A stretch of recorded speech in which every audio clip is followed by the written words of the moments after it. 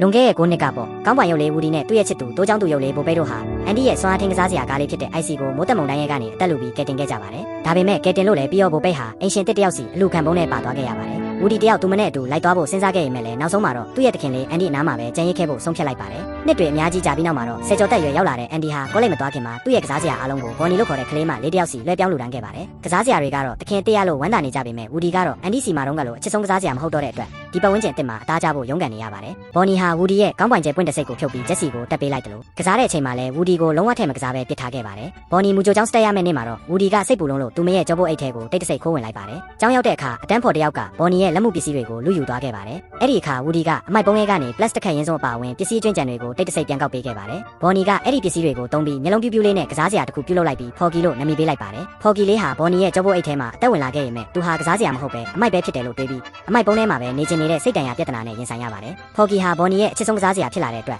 ဝူဒီကသူ့ကိုယ်သူအမိုက်ပုံးနဲ့တွားတွားခုန်ချနေတဲ့ဖော်ကီကိုမနှဲလိုက်တားနေရပါတယ်ဘော်နီတို့မိသားစုကားနဲ့ခီးထွက်ကြတဲ့အခါဖော်ကီဟာကားပြတင်းပေါက်ကနေအပြင်ကိုခုန်ချသွားခဲ့ပြီးဝူဒီကလည်းသူ့နောက်ကိုချက်ချင်းလိုက်သွားခဲ့ပါတယ်ဝူဒီကဖော်ကီဟာဘော်နီအတွက်ဘလောက်တောင်အရေးကြီးကြောင်းတေးသေးချာချာရှင်းပြပြီးတဲ့နောက်မှာတော့ဖော်ကီဟာစိတ်ပြောင်းပြီးဝူဒီနဲ့အတူဘော်နီစီပြန်သွားဖို့ဆုံးဖြတ်လိုက်ပါတယ်လမ်းမှာဝူဒီဟာရှေးဟောင်းပစ္စည်းဆိုင်တစ်ဆိုင်ရဲ့မှန်ပြတင်းပေါက်မှာဘိုးပဲရဲ့မိအိမ်ကိုလက်မြင်လိုက်ရပြီးသူမကိုရှာတွေ့နိုင်မလားဆိုတဲ့မျှော်လင့်ချက်နဲ့ဆိုင်ထဲကိုဝင်သွားခဲ့ပါတယ်ဆိုင်ထဲမှာတော့ဝူဒီနဲ့ဖော်ကီတို့ဟာစကားပြောနိုင်တဲ့အယုံမလေးကပီနဲ့တွေ့ဆုံခဲ့ပါတယ်ကပီဟာသူမရဲ့ပျက်စီးနေတဲ့အတန်အိုးနေရာမှာအစားထိုးဖို့အတွက်ဝူဒီရဲ့အတန်အိုးကိုလိုချင်နေတာပါဝူဒီကတော့ထွက်ပြေးလွတ်မြောက်သွားနိုင်ခဲ့ပေမဲ့အနီးနားကကစားကွင်းတစ်ခုမှာဖော်ကီကိုကပီကဖမ်းဆီးထားလိုက်ပါတယ်အဲ့ဒီနောက်ဝူဒီဟာတခင်မရှိပဲလွတ်လပ်စွာရှင်သန်နေတဲ့ကစားစရာဖြစ်နေပြီဖြစ်တဲ့ဘိုးပိတ်နဲ့ပြန်လည်ဆုံတွေ့ခဲ့ပါတယ်ဘိုးပိတ်ကဝူဒီကိုဖော်ကီကိုကယ်တင်ပြီးဘော်နီစီပြန်သွားနိုင်ဖို့ကူညီပေးမယ်လို့သဘောတူခဲ့ပါတယ်တစ်ဖက်မှာလည်းဘတ်ဟာဝူဒီကိုလိုက်ရှာရင်းကစားကွင်းထဲမှာလမ်းပြောက်ပြီးပွဲတော်ကစားတဲ့တစ်ခုရဲ့ဆုလက်အယုတ်အဖြစ်အဖမ်းခံလိုက်ရပါတယ်ဒါပေမဲ့သူဟာတက်ကီနဲ့ဘန်နီလို့ခေါ်တဲ့ကွမ်းရုပ်လေးတွေနဲ့အတူထွက်ပြေးလွတ်မြောက်လာခဲ့ပြီးဝူဒီတို့ဘိုးပိတ်တို့နဲ့လာရောက်ပူးပေါင်းခဲ့ပါတယ်သူတို့ဟာအိတ်ဆောင်ရဲရုပ်လေးကကဲမတ်တင်ဘက်စ်နဲ့စတန်သမားရုပ်လေးဂျုံကာဘွန်းတို့ရဲ့အကူအညီနဲ့ဖော်ကီကိုကပီသူမရဲ့ကျိုးဆွဲရုပ်လက်ပါးစီတွေနဲ့ဆိုင်ရှင်ရဲ့ကြောင်ရံကနေကယ်တင်ဖို့စူးစမ်းခဲ့ကြပေမဲ့မအောင်မြင်ခဲ့ပါဘူးအဲ့ဒီလိုကယ်ဆယ်ရေးကြရှုံးသွားပြီးတဲ့နောက်မှာတော့ဘိုးပိတ်နဲ့တခြားကစားစရာတွေဟာပြန်လက်ကြမလားဆိုတာနဲ့ပတ်သက်ပြီးအငင်းပွားခဲ့ကြပါတယ်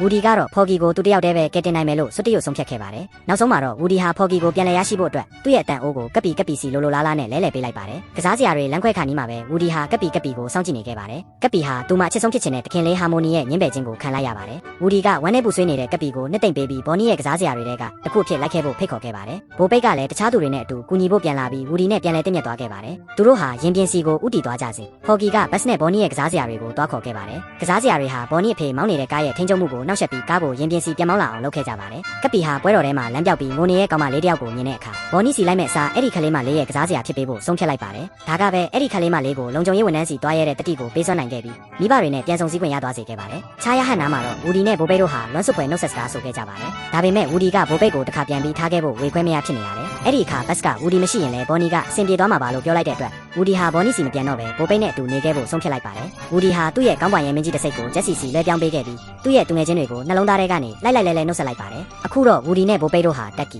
ဘန်နီဂျစ်ကဲကျုံတို့နဲ့အတူဘဝတစ်တစ်ခုကိုစတင်လိုက်ပြီးတခင်မဲ့နေတဲ့ကစားစရာတွေအတွက်တခင်တစ်ရှာဖွေပေးတဲ့အလုပ်ကိုလုပ်ကင်နေကြပါပြီတစ်ဖက်မှာလည်းဘော်နီဟာပထမတန်းကျောင်းစတက်ရတဲ့နေ့မှာပဲလက်စတကားလေးတစ်ချောင်းနဲ့ဒုတိယမြောက်ကစားစရာလေးကိုထပ်မံပြုလုပ်ခဲ့ပါတယ်အဲ့ဒီဓာတ်လေးဟာလည်းဖော်ကီလိုပဲငါဟာအမိုက်ပဲဆိုတဲ့စိတ်တန်ရာကိုချက်ချင်းခံစားလိုက်ရပြီးဖော်ကီကတော့သူမကိုမြင်ချင်းပဲအသေးဆွဲချစ်မိသွားခဲ့ပါတော့တယ်